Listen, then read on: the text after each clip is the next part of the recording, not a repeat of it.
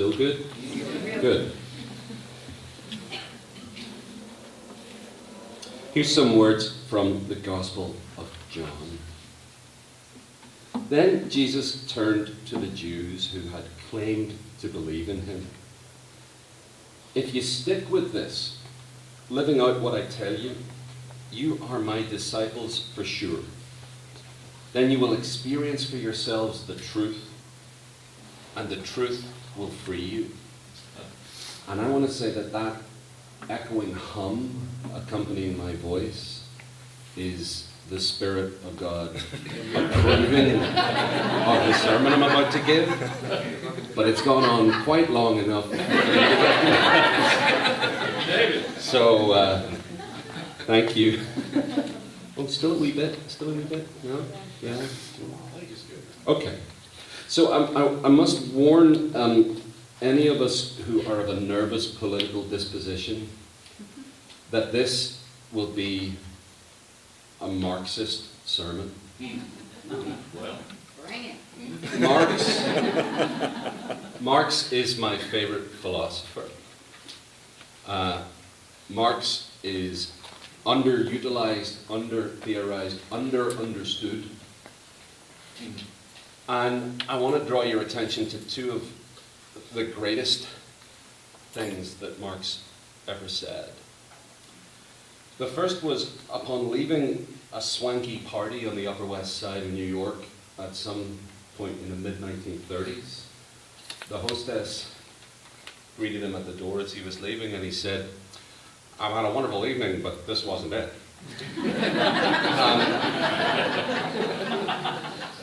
My second favorite quotation from the philosopher Marx is that he said, "I would never join a club that would want to have me as a member." Despite him being my favorite philosopher, my experience of Circle of Mercy in the last 14 months or so that Brian and I have been attending together proves Marx wrong. I want to be a member of this club. And I'm so grateful that this club wants me to be a member of it. Yes. And everyone who's here, whether your membership lasts an hour when you visit once, or whether you've been here since before it even started.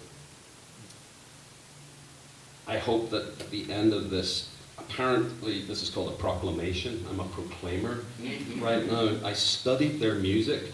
I hope that at the end of this proclamation you will feel I've had a wonderful evening and this was it.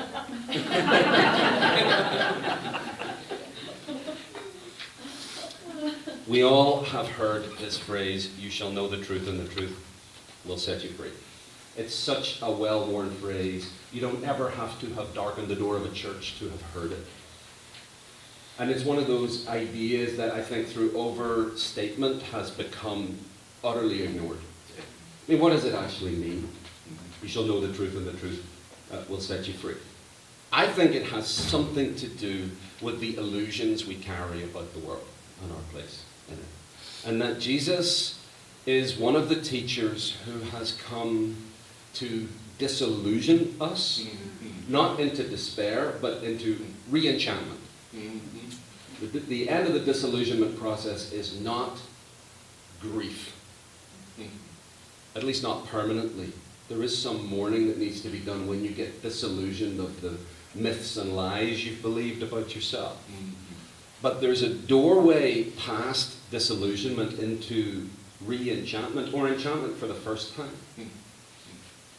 And I want to suggest that you shall know the truth and the truth will set you free has something to do with the stories we're telling ourselves about our lives. And that part of the key to the good life, the life in which everything works, is to make a commitment to learning what the truth actually is. And that if you don't know something to be true, that it's okay to say, "I don't know." Or if you think it might be true, it's okay to say, "I think this might be true." There's a deep knowing of the truth that is so deep you don't even need to say, I know it. It's just there. The stories we're all born into, I believe, most of us are unconscious of them for most of our lives. And most of the stories are somewhere between neutral and damaging. And when you become conscious, when I become conscious of the stories I'm telling myself, I can look at them and question them and ask myself a really simple, so obvious we don't do it question, and that is this story true? And is there a truer version of this story, or an entirely different story that's more true that I could live into instead? Brian and I experienced a miracle yesterday. It was a miracle of time travel. And it happened just up the road from here. Some of you have met our dog, Tupelo. Until yesterday, the story we told ourselves about Tupelo was that Tupelo is 14 years old. We took Tupelo to the vet yesterday, and the vet magically gave Tupelo 4 more years of life. It turns out Tupelo was 10 years old. And when we adopted her 6 years ago, she was only 4 and not 8. Is there anyone here that would like to be 4 years younger? So I pronounce it. It is so. Age is just a story. And we were telling ourselves a story about Tupelo that wasn't true. Here's another story. This is a story that my friend Brian McLaren and I have written together. I'm just going to read it to you. It's called The Story of the People and the People of the Story. Here are people. People interpret their lives through stories. Stories of where they come from. Stories of where they're going. Stories that tell them where they are. And stories matter most because stories are bigger than religion, they're bigger than politics, they're bigger than government or social structures. They're the biggest category of thought there is. The story people tell is that people are different all around the world, but they share some of the same basic stories. The first story says that the way to be happy is to rule over others. The domination story. The Roman Empire and the Intergalactic Empire both ruled through domination. But when that story has been attempted, people are unhappy because the rulers have oppressed them. So another story has arisen in response. Let's overthrow the rulers. This story, the revolution story, didn't work either because it just turned the tables. I don't like you ruling over me, I'm going to overthrow you, and I'm going to rule over you. So another story emerged where the old revolutionaries withdrew into their own isolated spaces and judged the world. But nothing changed because those island communities started running on the earlier stories. People on the islands just dominated each other, competing to be in charge. Meanwhile, the domination story and the withdrawal story had a business merger, which led them to come up with an experiment. If they could get rid of the people they didn't like, who looked or sounded different or whose customs weren't like theirs, surely that would make the world a better place. That story, we call it the purification story, just led to suffering. Suffering of the people who were targeted, who felt unsafe, and of the people who thought they were in charge because they missed out on the gift of the rainbow. They lived in a grey world. They still weren't happy, and they knew it. So they began to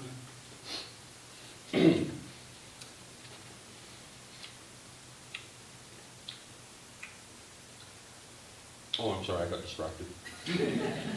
They began to create a new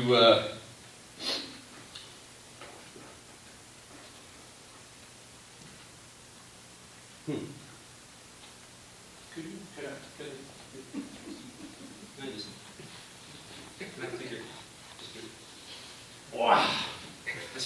Nice pair of shoes. Great. Anyway. Right. Can you keep your eyes on those? Don't let anybody take them. Thank you. Anyway, right, good. Just, I can't resist a shiny black object. Lovely. Really great. Where were we? Oh yeah, they created a story called the accumulation story where they just said, they have it, I'm going to take it. And, you know, it's all the same. A bigger sofa, a bigger house, or I'll invade a country and I'll take it for myself too. Several hundred years went by, maybe even a few thousand, as the people tried to build a sense of peace and security by accumulating things. Toys, nations, it was all the same. Some of the people knew such things don't heal the soul, and the 4 other stories hadn't gone away. People kept hurting and hurting each other. So a final story was created that said if we couldn't find peace, security, and happiness by ruling over the world, or by having a revolution, or by withdrawing into isolation, or by getting rid of a minority we didn't like, or by accumulating things, maybe we could make sure that we never forgot this lack, this pain that others had caused us, and the suffering we had experienced. We would make sure that no one ever forgot that we were the victims. And then a long pause.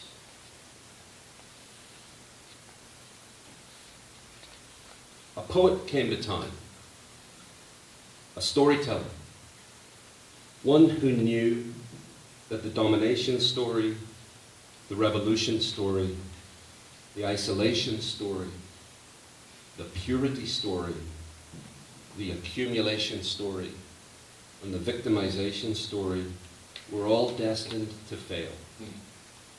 Because they invited every human being who is already interdependent with every other human being and with the earth. They invited every human being to instead pretend that we are actually in a bloody competition. The poet storyteller was also a craftsman.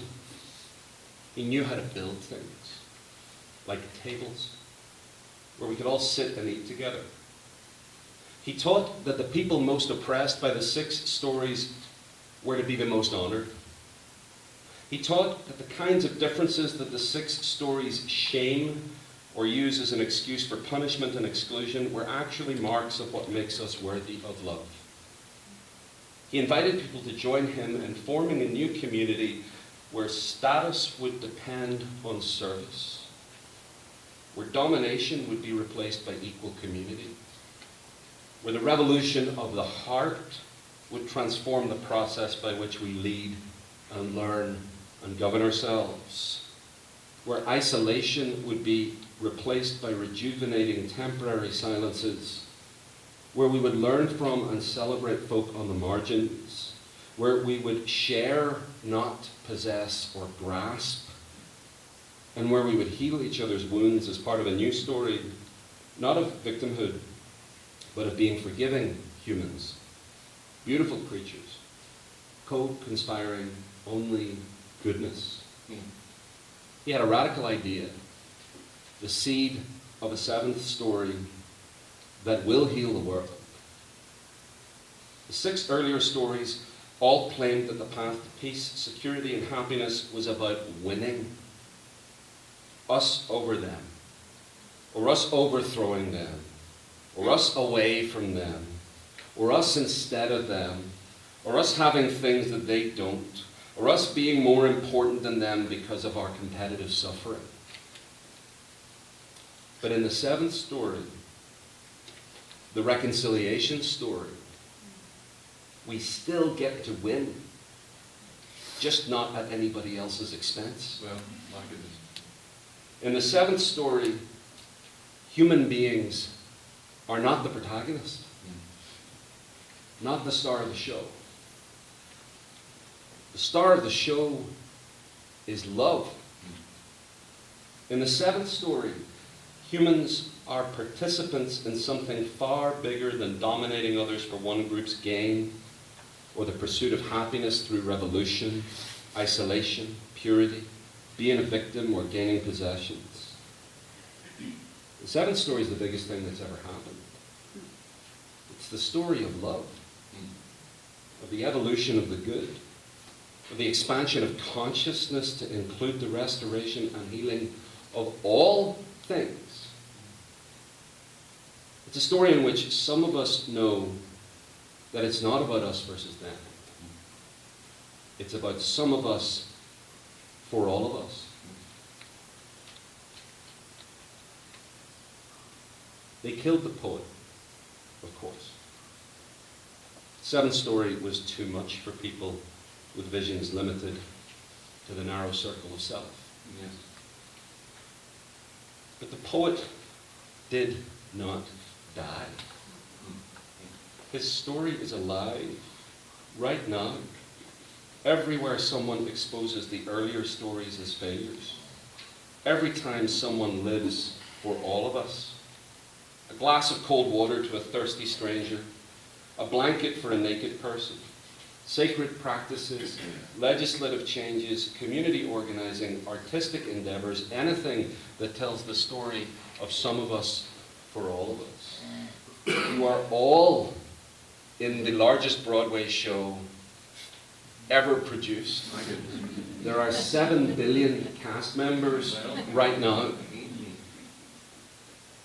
If you live the 6 stories, you're in an off Broadway stage on your own doing a one-person show and no one's in the audience because nobody cares. If you step into the 7th story, you're on stage with Bette Midler and Mel Brooks and Gandhi and Harriet Tubman and the hundreds of millions of unsung heroes like everyone in the room. You have your part, I have mine. You have your lines, I have mine. I can't say yours, you can't say mine. If we're really in it together, we sort of need to learn each other's roles so that we can be dance partners. And the beautiful thing is that in the 7th story, even though we're not the protagonists, we each get one big show-stopping number called our lives. And when you're on stage and the spotlight's on you, my job is to stand behind you and amplify what's happening and what you're doing and what you're bringing into the world. Well, We're not avoiding suffering like in the 6 stories. We're accepting that suffering is a part of love. We're not separated from each other or from the ecosystem or from God or the divine or love or whatever name is most useful to you and most life-giving. We are stepping into ever-deepening union with each other and with the ecosystem and with love. There is no them. Even the them who thinks there's a them isn't a them. And you get the chance to shine on Broadway. There's room for all our pain and hope, for all our doubts and loves. Take a look around. Really. Take a look around at your fellow cast members. This is who you're on stage with right now. Let's put on a show together.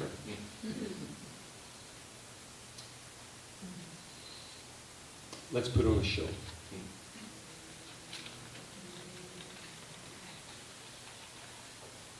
Amen.